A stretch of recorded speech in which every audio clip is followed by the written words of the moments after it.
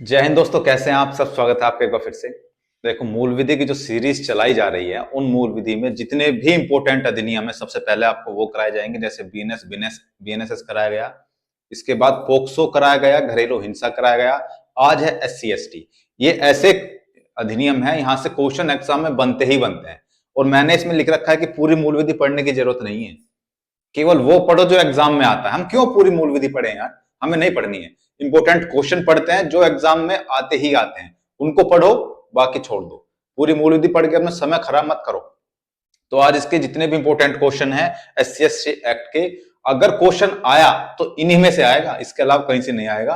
अगर पढ़ना है तो केवल इतना पढ़ लो, बाकी धाराएं रटने से कोई फायदा नहीं है कि पूरी की पूरी मूल विधि रटे जा रहे हो, कोई फायदा उस चीज से नहीं है। ठीक है, तो आज इंपॉर्टेंट क्वेश्चन, इसकी एक प्लेलिस्ट बना दी गई है। नीचे डिस्क्रिप्शन बॉक्स में टेलीग्राम का ग्रुप है, वहां जाकर इसकी PDF ले सकते हो। आप पूरी प्लेलिस्ट देख सकते हो, सारी जितने भी इंपोर्टेंट धाराएं हैं सबकी बना दी गई है। चलिए क्वेश्चन शुरू करते हैं। सबसे पहला क्वेश्चन क्या है कि अनुसूचित जाति अनुसूचित जनजाति अत्याचार निवारण अधिनियम कब से लागू हुआ? बताइए कब से लागू हुआ, जिसने पढ़ा हो वो बताइए। तो इसका जो ये कब से लागू हुआ, ये हुआ 30 जनवरी 1990 में। कब लागू हुआ? 30 जनवरी 1990 में ये लागू हुआ था। ठीक है, 30 जनवरी 1990 में। ये क्वेश्चन रटते चले जाइए अभी से। जो क्वेश्चन 31 क्वेश्चन में करा रहा हूं, और 31 क्वेश्चन में से ही आपका क्वेश्चन आएगा, इसके अलावा आपका क्वेश्चन आएगा ही नहीं एग्जाम में। नेक्स्ट क्वेश्चन देखते हैं, कितने को? 30 जनवरी 1990 को। कब लागू हुआ? 30 जनवरी 1990। कब लागू हुआ? 30 जनवरी 1990 को। नेक्स्ट क्वेश्चन देखिए कि अनुसूचित जाति तथा जनजाति निवारण अधिनियम को राष्ट्रपति की अनुमति कब प्राप्त हुई? बताइए कब प्राप्त हुई? 11 सितंबर 1989 को। ठीक है, कब प्राप्त हुई? 11 सितंबर 1989 को। 1989 को अनुमति प्राप्त हुई और 1990 में लागू हुआ। समझ आ रही है बात? 1989 में अनुमति प्राप्त हुई और 1990 में ये लागू हुआ। कब लागू हुआ? 1990 में। ठीक है, नेक्स्ट क्वेश्चन देखते हैं। अच्छा, बहुत सारे लोग ऐसे करते हैं कि वीडियो चलाते रहते हैं और बस केवल पॉज करके वो क्वेश्चन लिख लेते हैं, वीडियो को चलने नहीं देते हैं। जो बीच बीच में मैं बातें समझाता हूं वो चीज मिस कर जाते हो। वो जो बातें समझाता हूं ना, उससे बहुत आसानी हो जाती है आपको आपका क्वेश्चन याद करने में। अगर यही याद करना चाहते हो तो वीडियो को चला करके उसको सुनते जाइए। केवल क्वेश्चन लिखने से याद नहीं होता है। मैं कुछ बातें बीच बीच में ऐसी बता देता हूं जिससे आपका क्वेश्चन वहीं याद हो जाता है। तो पूरी बातें सुन करके तब आगे बढ़िएगा। ठीक है, नेक्स्ट क्वेश्चन देखते हैं कि अत्याचार के अपराध के लिए दंड देने के प्रावधान किस धारा में है? किस धारा में बताइए? धारा 4, धारा 5, धारा 3 या फिर धारा 11 में? तो इसका जो सही आंसर है वो है धारा 3 में। धारा 3 में। ठीक है, बहुत सारे वीडियोज ऐसी आने वाले समय में मिलेंगे, सारे अधिनियम, पूरी मूल विधि रटाई जाएगी आपको। बस चैनल को सब्सक्राइब कर लेना जरूर। ठीक है, और केवल इन 2 स्टारों के लिए ही ये सारी मेहनत हो रही है। तो मेहनत बहुत अच्छे से करो, क्योंकि बहुत सारे लोग आगे बढ़ने की कोशिश कर रहे हैं आपसे।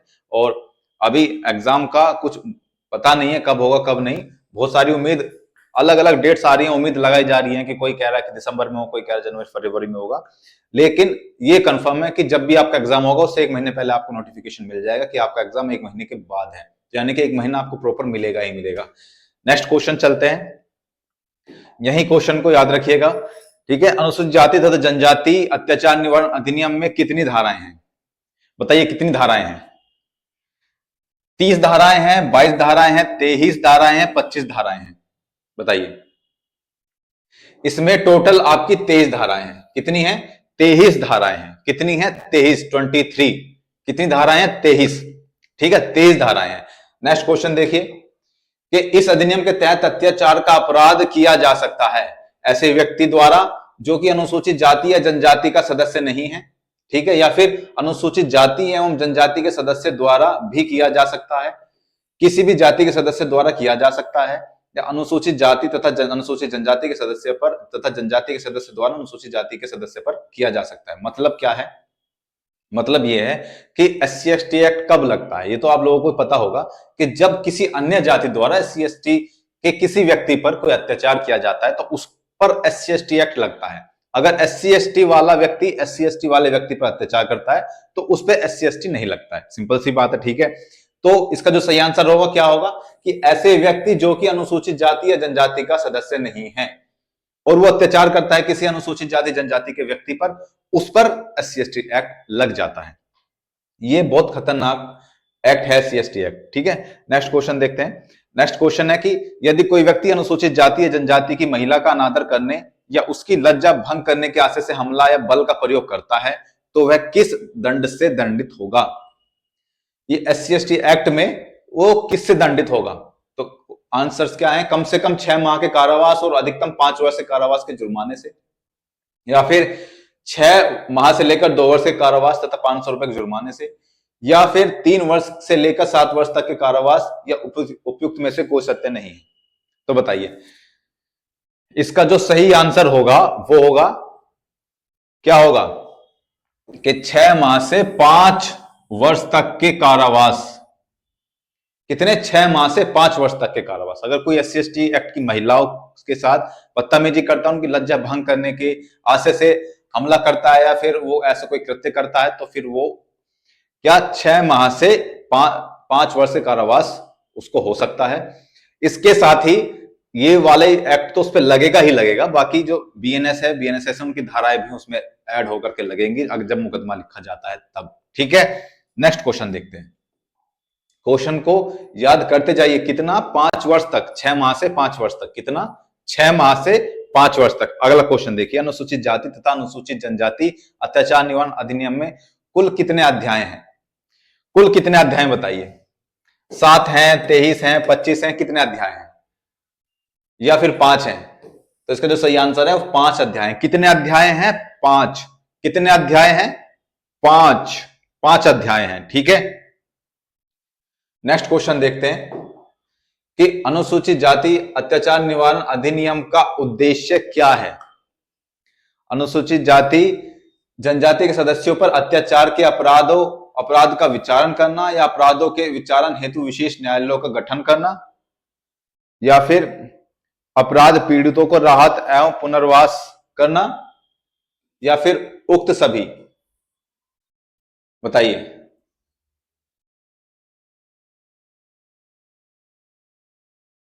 इसका जो सही आंसर है वो होगा 4th, उक्त सभी, ठीक है। SC ST एक्ट में यही तो होता है कि उसका जो विचारण भी होता है और उसमें विशेष न्यायालयों का गठन भी होता है, ठीक है, और जो अपराध से पीड़ित है उनको राहत भी दी जाती है। यही तो SC ST एक्ट का मोटो है। नेक्स्ट क्वेश्चन देखते हैं कि SC ST एक्ट निवारण अधिनियम 1989, याद रखना, फिर से बता रहा हूं, विशेष न्यायालयों का परिभाषित किसमें किया गया है? विशेष न्यायालयों को परिभाषित किसमें किया गया? वो किया गया है धारा 2। देखिए परिभाषा हमेशा मैक्सिमम अधिनियम में, फिर से बता रहा हूं, धारा 2 में ही किए जाते हैं। तो इसका जो सही आंसर है वो धारा 2 ख में, ग में, घ में या फिर डै में। तो इसका जो सही आंसर है वो धारा 2 घ में इसको परिभाषित किया गया। इंपॉर्टेंट क्वेश्चन है, याद कर लेना कि विशेष न्यायालय, ये इंपॉर्टेंट क्वेश्चन है कि विशेष न्यायालय को परिभाषित किसमें किया गया? धारा 2 घ, क ख ग घ, धारा 2 घ में, ठीक है, विशेष न्यायालय को परिभाषित किया गया है। जो इंपॉर्टेंट क्वेश्चन है केवल मैं वही कराऊंगा भाई। मैं ये नहीं कि ये क्वेश्चन भी उठा करके आपको जबरदस्ती याद करने के लिए कह दूं, वो भी कह दूं, नहीं, जहां से क्वेश्चन बन सकता है।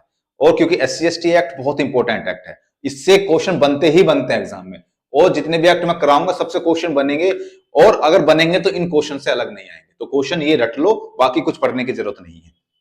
नेक्स्ट क्वेश्चन देखते हैं, धारा 2 घ में, ठीक है, याद रखना कि SC ST एक्ट की किस धारा के तहत विशेष लोक अभियोजक को परिभाषित किया गया है? विशेष लोक अभियोजक को मैंने क्या बताया था कि धारा 2 घ में किसको किया गया था? अभी पिछली क्वेश्चन में बताया। इसमें क्या है? इसका जो सही आंसर है, चलो पहले इसको मिटा देता हूं। इसका जो सही आंसर है वो है धारा 2 ड में। 2 ड, विशेष लोक अभियोजक जो पीड़ित की तरफ से जो वकील होते हैं, इनको सरकारी वकील आप बोलते हैं, वो होते हैं लोक अभियोजक।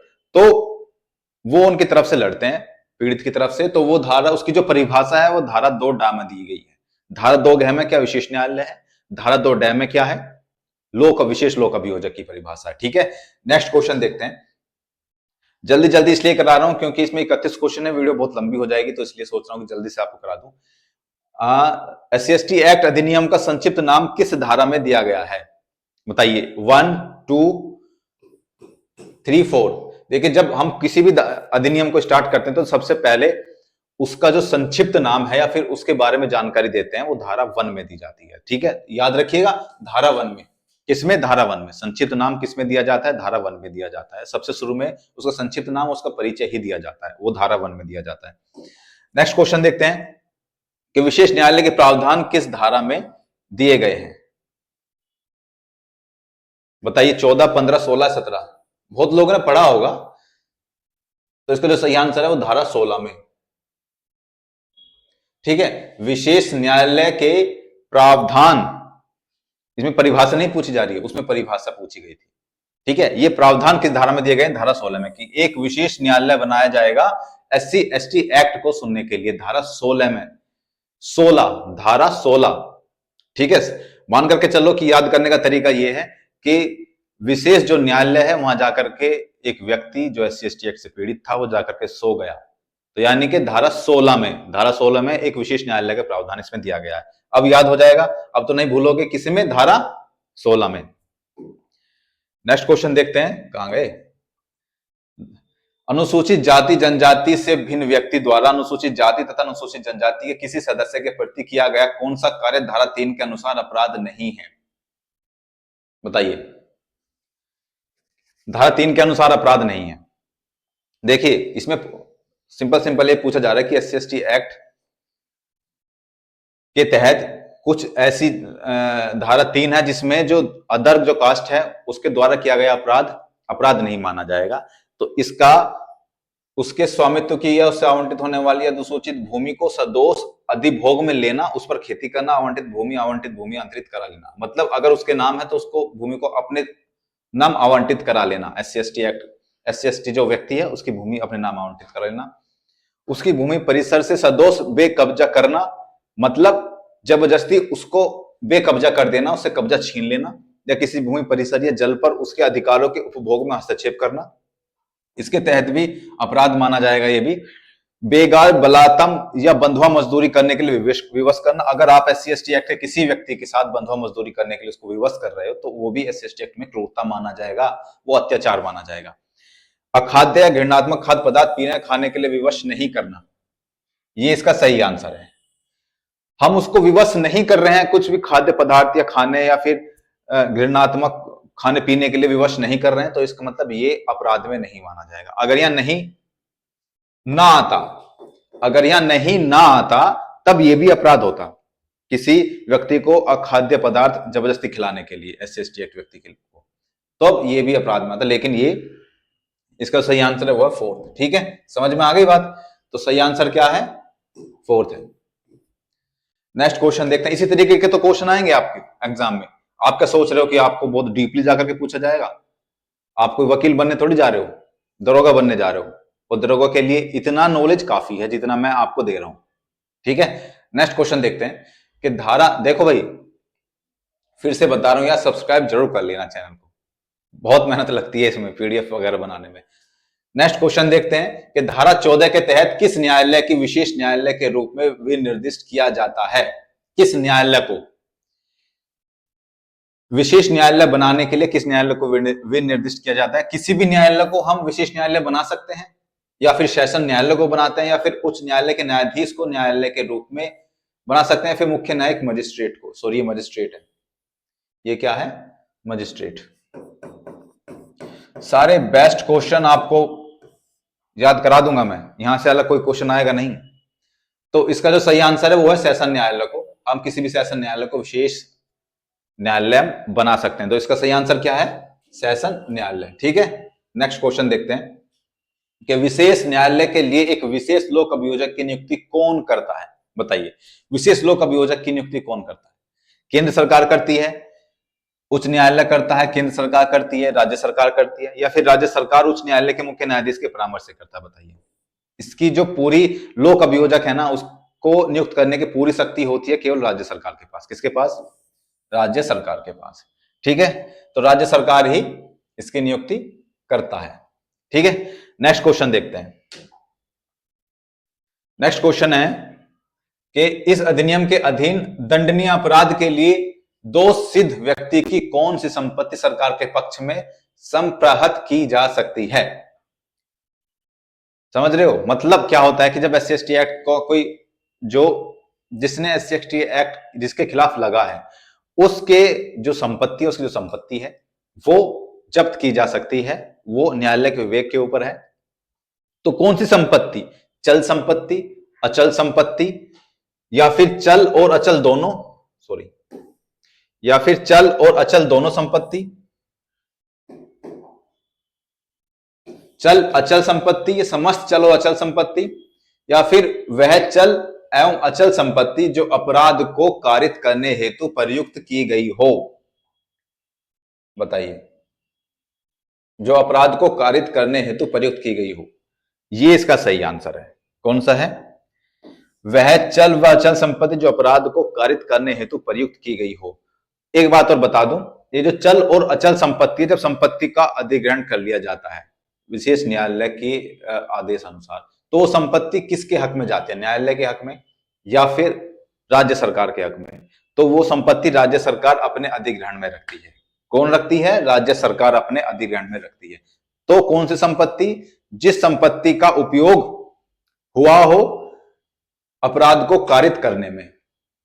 ठीक है, नेक्स्ट क्वेश्चन देखते हैं कि केंद्रीय सरकार को नियम बनाने की शक्ति किस धारा के तहत प्राप्त है। बताइए, धारा 20, धारा 21, धारा 22 या फिर धारा 23? किस धारा के तहत केंद्रीय सरकार को नियम बनाने की शक्ति प्राप्त है? तो उसका जो सही आंसर है वो है धारा 23। धारा 23 के तहत केंद्र सरकार SC ST एक्ट में नियम बना सकती है। कितनी? धारा 23, धारा 23। ठीक है, तो इसका जो सही आंसर होगा वो होगा 23। इस पे ध्यान जा रहा है ना, इसी की वजह से तो पढ़ रहे हो सब लोग। नेक्स्ट क्वेश्चन देखते हैं कि अनुसूचित जनजाति अत्याचार निवारण अधिनियम 1989 के अधीन कोई भी अपराध केवल ऐसे व्यक्ति द्वारा कारित किया जा सकता है जो अनुसूचित जाति अनुसूचित जनजाति का नहीं है। अनुसूचित जाति अनुसूचित जनजाति के सदस्य द्वारा भी कारित किया जा सकता है। ठीक है, या फिर अनुसूचित जाति तथा अनुसूचित जनजाति के सदस्य द्वारा उसी स्थिति में वह अपराध कारित किया जा सकता है जबकि अपराध से पीड़ित व्यक्ति भी उक्त किसी जाति का हो, या फिर अनुसूचित जाति के किसी सदस्य द्वारा अनुसूचित जनजाति के सदस्य के विरुद्ध कारित किया जा सकता है। इसका सही आंसर बताइए। अभी तो मैंने थोड़ी देर पहले बताया क्वेश्चन में, इसका क्या सही आंसर है? इसका सही आंसर है ऑप्शन नंबर 1, मतलब केवल ऐसे व्यक्ति द्वारा कारित किया जा सकता है जो अनुसूचित जाति या फिर अनुसूचित जनजाति का नहीं है। SC ST अगर दो व्यक्ति हैं, दोनों आपस में लड़ रहे हैं, फिर दोनों ने आपस में जो है अत्याचार एक दूसरे पे किया है, तो दोनों पे किसी पे SC ST नहीं लगेगा। कोई अन्य जाति का व्यक्ति अगर SC ST के साथ में ये अत्याचार करता है या फिर उनको जाति सूचक शब्द बोलता है, तब उन पर SC ST एक्ट लगता है। ठीक है, ये लगता है। राष्ट्रपति की अनुमति कब प्राप्त हुई? कब प्राप्त हुई थी? इसको फिर से मैं रिवाइज करवा रहा हूं। राष्ट्रपति की अनुमति कब प्राप्त हुई? 1989 से एक साल बाद, यानी कि 1990 में। समझ में आई? 1990 में। नेक्स्ट क्वेश्चन देखते हैं। ऐसे ही सारे क्वेश्चन याद करा दूंगा और बहुत अच्छे से सारे क्वेश्चन आप करके आएंगे एग्जाम में। सद्भावना पूर्वक की गई कार्रवाई के लिए केंद्रीय सरकारी राज्य सरकार के अधिकारी के विरुद्ध कोई अभियोजन नहीं चलाया जाएगा, यह किस धारा में आता है? अगर सद्भावना पूर्वक कोई काम किया जाता है SC ST एक्ट में, तो कोई भी जो लोक सेवक है या फिर कोई भी सरकारी कर्मचारी है उसके विरुद्ध कोई अपराध नहीं माना जाएगा। ये किस धारा में है?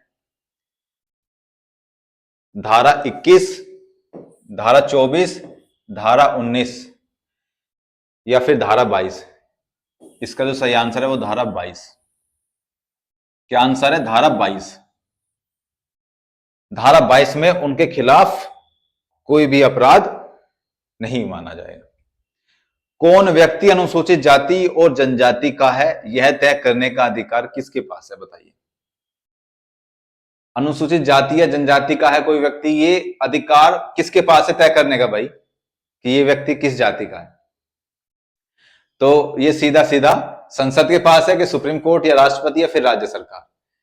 मुझे पता है बहुत सारे लोग इसमें क्या लगाएंगे, वो सीधा राज्य सरकार लगा देंगे कि राज्य सरकार के पास है जी उसकी, क्योंकि राज्य सरकार ही सर्टिफिकेट बनवाते हैं SC/ST एक्ट के, OBC के, जनरल के। लेकिन अगर कोई कॉन्फ्लिक्ट होता है तो उसमें सीधा राष्ट्रपति के पास ये शक्ति है कि SC/ST एक्ट का, SC/ST का ये व्यक्ति है कि नहीं है, तो उसकी शक्ति किसके पास है?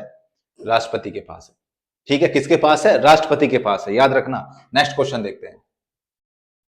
SC/ST एक्ट संशोधन अधिनियम 2015 प्रवर्तित कब हुआ? एक और मैं आपको बता दूं कि 2015 में संशोधन हुआ था। तो उस संशोधन में, SC/ST एक्ट में संशोधन कब हुआ था? 2015 में। लागू कब हुआ था? 1990 में। ठीक है, संशोधन कब हुआ? 2015 में। इसका जो सही आंसर है वो है 1 जुलाई 2016, 1990, या 30 जुलाई 2016, या 26 जनवरी 2016। कब हुआ था? ये प्रवर्त हुआ था, देखो 2015 में तो ये संशोधन के लिए सारी प्रक्रियाएं स्टार्ट हुई, लेकिन ये लागू कब हुआ, प्रवर्त कब हुआ? ये हुआ 2016 में। और ये 2016 मतलब 26 जनवरी, गणतंत्र दिवस के दिन 26 जनवरी 2016 में प्रवर्त हुआ था। याद आएगा, गणतंत्र दिवस के दिन। ठीक है, तो इसका जो सही आंसर है वो 26 जनवरी 2016। क्या है? 26 जनवरी 2016। अब तो नहीं भूलोगे, गणतंत्र दिवस के दिन 26 जनवरी 2016 में ये जो संशोधित अधिनियम है वो प्रवर्त हुआ था। ठीक है, नेक्स्ट क्वेश्चन देखते हैं। किस धारा में परिभाषित? SC/ST एक्ट 1989 में अत्याचार किस धारा में परिभाषित है? बताइए, किस धारा में परिभाषित है? सबसे पहले तो ये जान लो कि धारा कौन सी होगी। धारा तो दो ही होगी भाई, क्योंकि दो में ही परिभाषा मैक्सिमम में दी जाती है। ठीक है, धारा दो होगी, लेकिन अत्याचार जो है वो धारा 2(1) में परिभाषित है। किसमें? धारा 2(1) में परिभाषित है। धारा 2(1) में परिभाषित है अत्याचार। समझ में आई बात? धारा 2(1) अत्याचार उसमें परिभाषित है। नेक्स्ट क्वेश्चन देखते हैं कि SC/ST एक्ट 1989 भारतीय संविधान के किस अनुच्छेद से संबंधित है? बताइए, मतलब इन अनुच्छेदों में कौन सा ऐसा अनुच्छेद है जिसमें आपको लगता है कि SC/ST एक्ट यहां से संबंधित हो सकता है? धारा 17, धारा 18, धारा 22, धारा 27। बिल्कुल सही, बहुत लोगों ने सही आंसर दिया, धारा 17। क्यों? छुआछूत इसमें तो है, धारा 17 में। ठीक है, तो इसका सही आंसर क्या होगा? धारा 17 में। नेक्स्ट क्वेश्चन देखते हैं कि कै ने अपने अनुसूचित जाति के नौकर को जाति सूचक शब्द का प्रयोग करते हुए आश्रित किया। मतलब कोई भी नौकर है किसी भी के घर में, उन्होंने उसको जाति सूचक शब्द बोल दिया। तो इस बात का लेकिन कोई सबूत नहीं है कि भाई उन्होंने जाति सूचक शब्द बोला है। अब कै ने नौकर को इरादतन अपमानित किया था।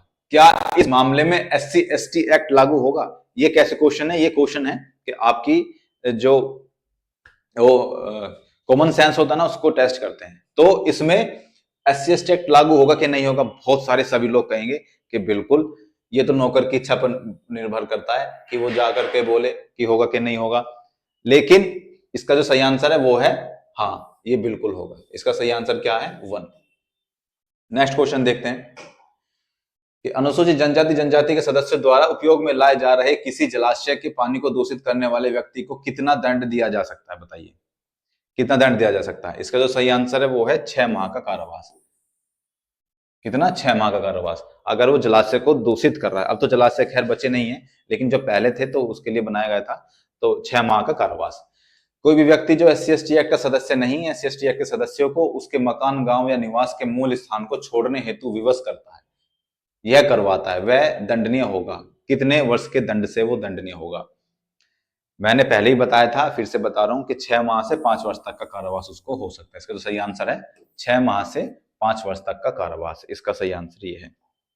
नेक्स्ट क्वेश्चन है कि यदि कोई SC/ST एक्ट के व्यक्ति को मृत्युदंड से दंडनीय अपराध में दंडित कराने के आशय से मिथ्या साक्ष्य देता है, तो उसे कितना दंड दिया जा सकता है? अगर SC/ST एक्ट में कोई मुकदमा चल रहा है और अगर किसी SC एक्ट के व्यक्ति पर कोई हत्या का मुकदमा दर्ज हुआ है और उसका ट्रायल चल रहा है, ठीक है, अब किसी ने जाकर के उसमें मिथ्या साक्ष्य दिए, मिथ्या एविडेंस दिए, झूठे साक्ष्य दिए कि हाँ जी इसने ही हत्या की है, हाँ उसने गलत साक्ष्य दे दिए और ये बात पता चल गई, तो उस व्यक्ति जिसने मिथ्या साक्ष्य दिए उस पे कितना जुर्माना हो सकता है, या मतलब उस पे कितनी कारावास हो सकती है। तो इसका जो सही आंसर है आजीवन कारावास व जुर्माना। ठीक है, तो आजीवन कारावास व जुर्माना होगा। इसमें एक बात और है कि अगर ये समझ करके इस एससीएसटी एक्ट के व्यक्ति ने हत्या की है और उसको फांसी की सजा हो जाती है और बाद में पता चलता है कि उसने मिथ्या साक्ष्य उसको दिए हैं कोर्ट को, तब जाकर के उसको भी मृत्युदंड दिया जाएगा जिसने मिथ्या साक्ष्य दिए हैं। ठीक है, याद हो गया।